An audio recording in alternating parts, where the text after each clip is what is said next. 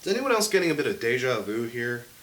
Uh, Forgive me with the costume. I'm currently shooting the Into the Unknown episode, and I'm trying to fit these unscripteds in between shooting for that, so my costume might not change a whole lot in the meantime. Yeah, forgive me if that's weird. I'm sure precisely none of you care, but I figured I'd at least bring it up. Hey guys, and welcome to another edition of Rock Critic Unscripted. I am a fucking idiot.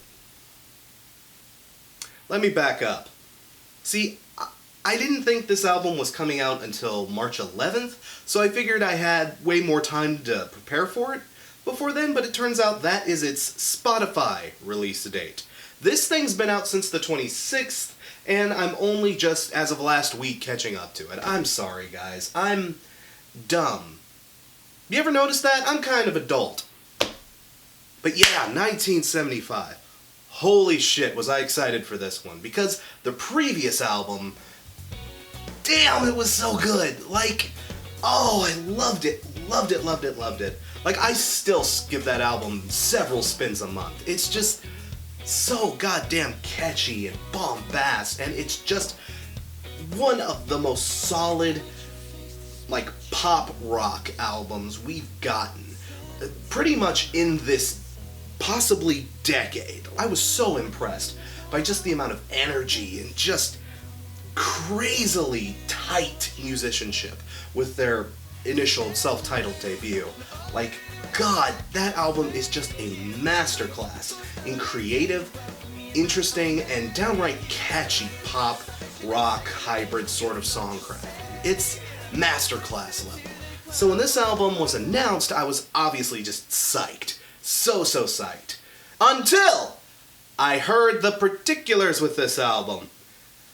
Number one, this thing was going to be over 70 minutes long. Jesus! For pop rock, that's insane.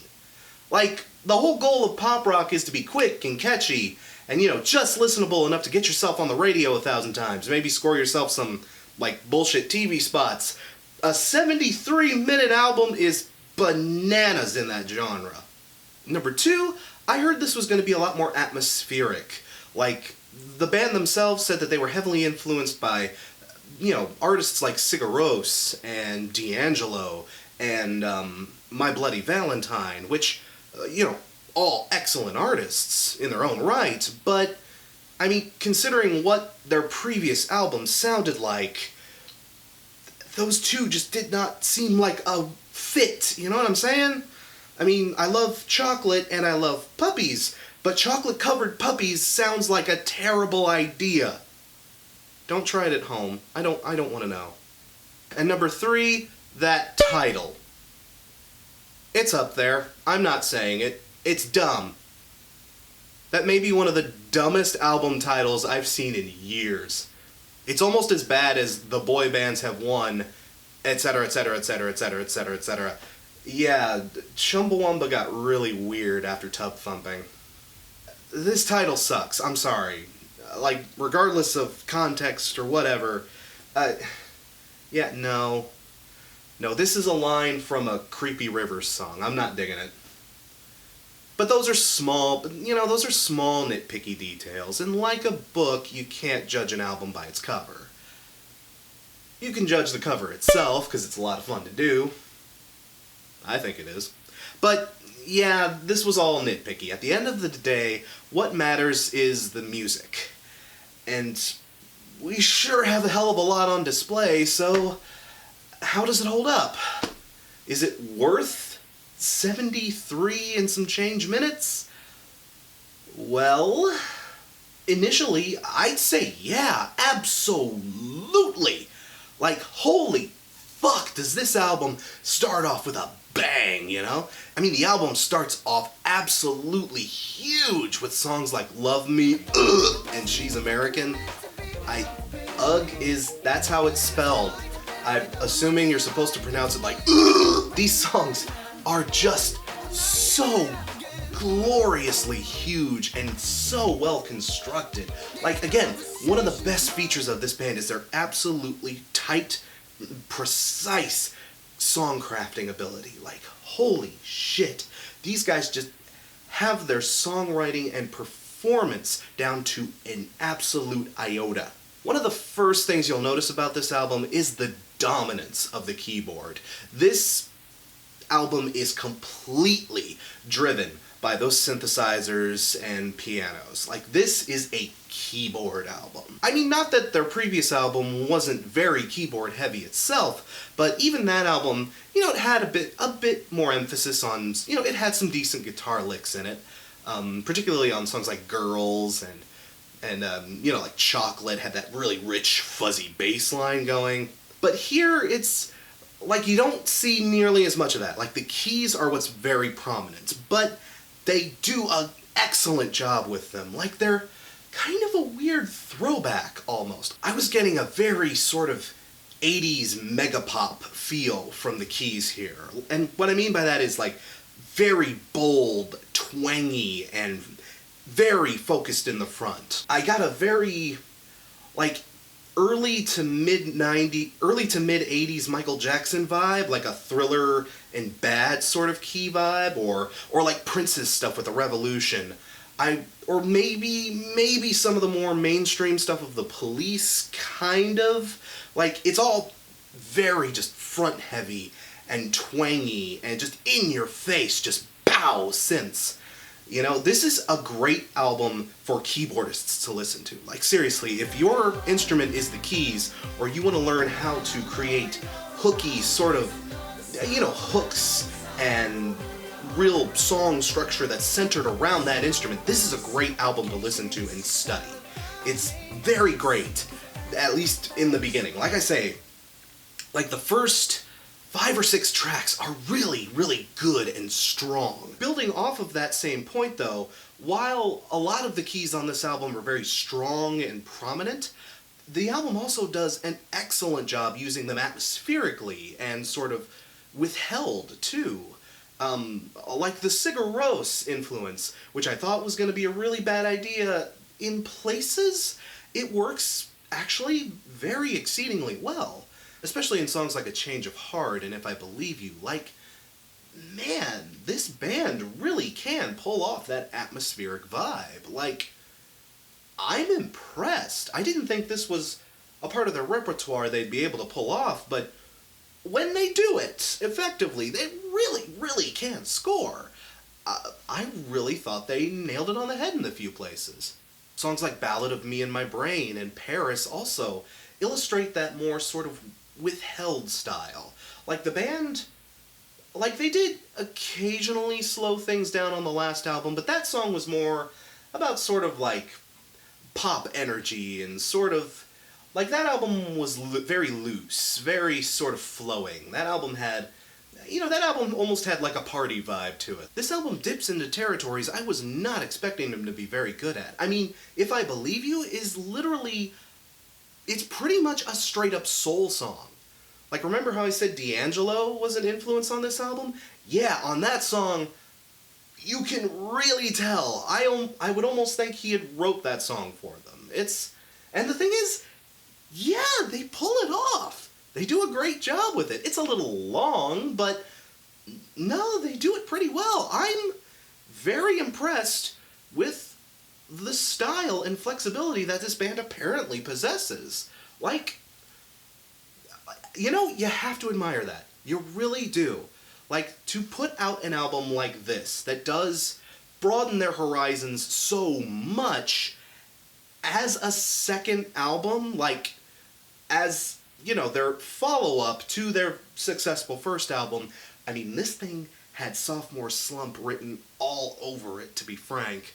But no, they actually possess a lot of skill, and they're able to take it to new and interesting places. And, like, it has me kind of psyched for what this band is capable of on their next album, and that's always a great feeling, when you listen to an album and it makes you excited for what's coming up next. That's what you want to get. And for the most part, yeah, I'd say this band totally nailed it. Like, totally nailed it. This album goes to places I was so not expecting them to go, and they go there very well. Like, even for the last 2 songs, Nana and She Lays Down, they pretty much just go full acoustic. Like, those songs are very raw, it's pretty much just the vocalist and an acoustic guitar, more or less. And, like, they're both very well done. They're very, very heavy on the heart, especially Nana, a song that's obviously about a passing grandmother.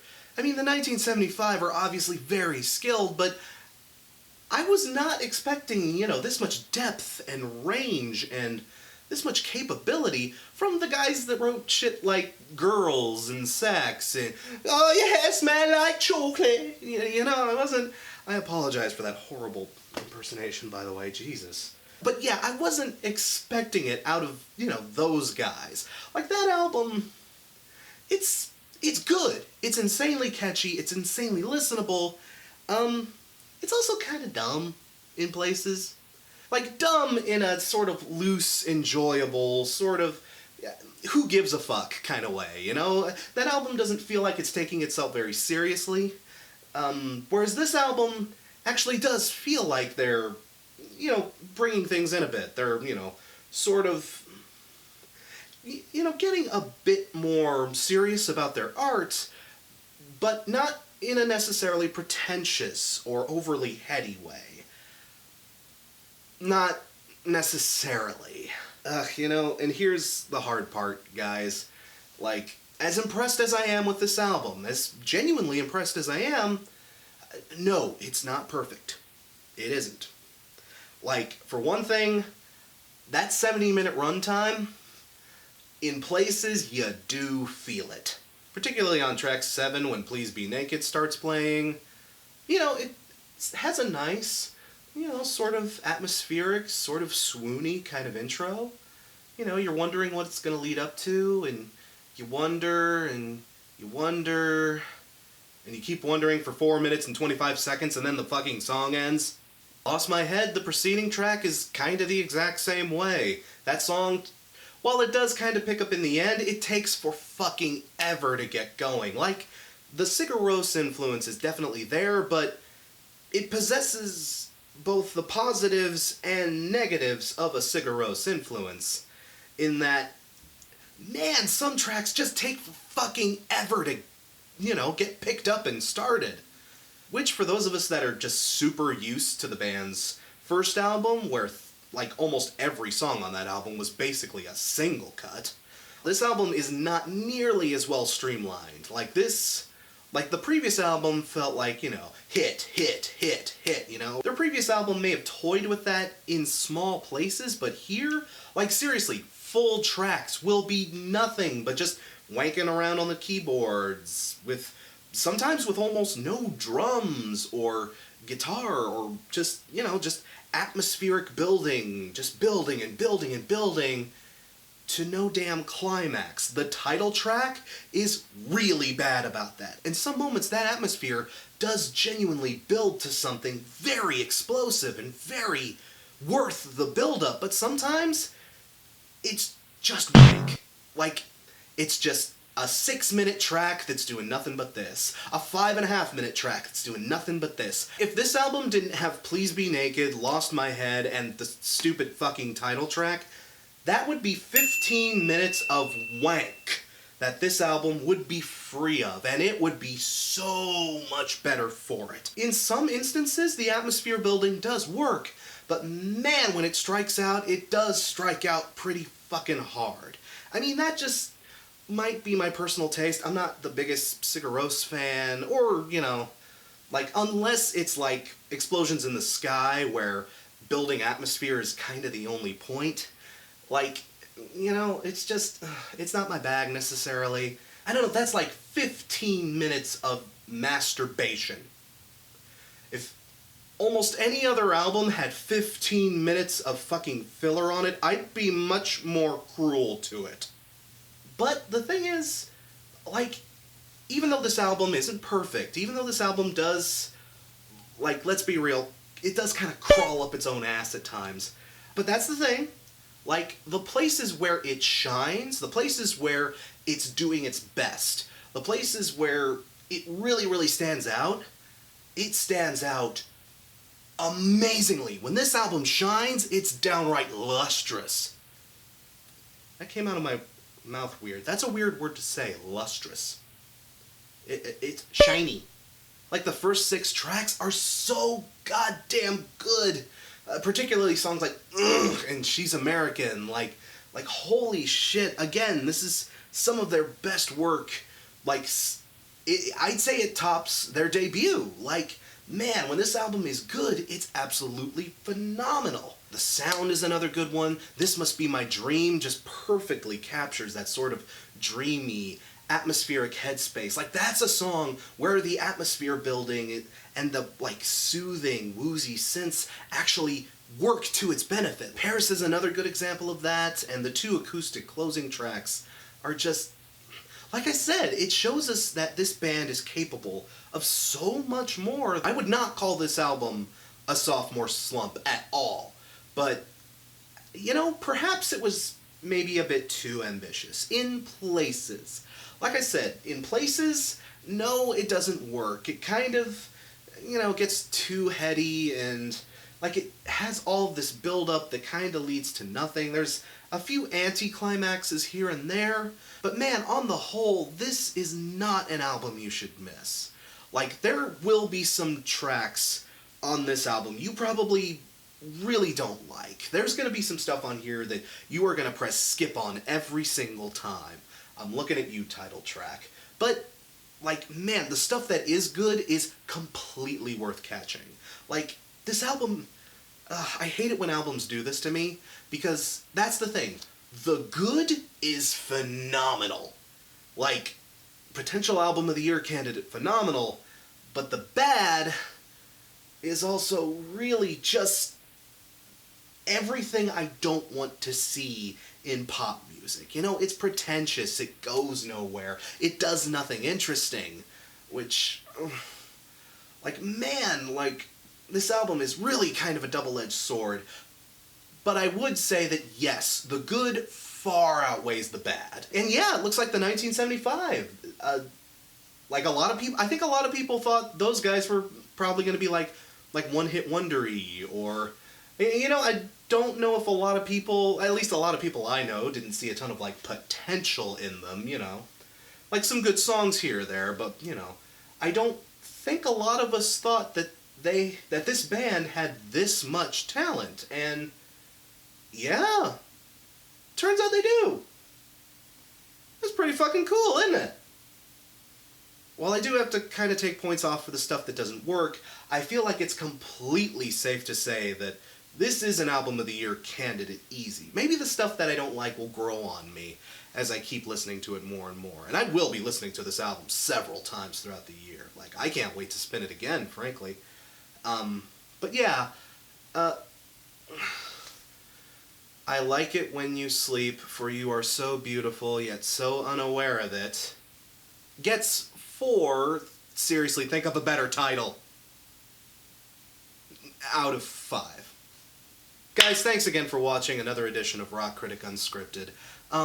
Yeah, again, forgive me if the costume not changing is a little weird. You will see this costume at least, like, 1 or 2 more times. Like I said, I'm still working on the last phases of shooting, the Into the Unknown review, so, like, that's eating up a lot of my time at the moment. Forgive me if this month is a little weird and sporadic as far as video releases go. There might be a lot of Unscripted's reviews coming out. I have a lot of candidates I want to talk about, but like I said, Unscripted reviews are really quick and dirty, and I can get these videos made very fast and without a lot of hassle. And since I'm working on Into the Unknown, which is a very big project, seriously, that video at the moment is at around the 50-minute mark, and I'm not even completely done with initial edits yet, so, yeah, I promise you guys, I'm busting my ass to try to get that review out as soon as possible. Again, though, guys, sincerely, thanks again for all your support, for your patience. Just thank you so much for hanging in there and just being so cool about this. Like, I promise you, this episode is totally going to be worth the wait. I think you all are really going to enjoy it. But in the meantime, I'm Crash Thompson, and remember, the only opinion that really matters is your own. Cheers.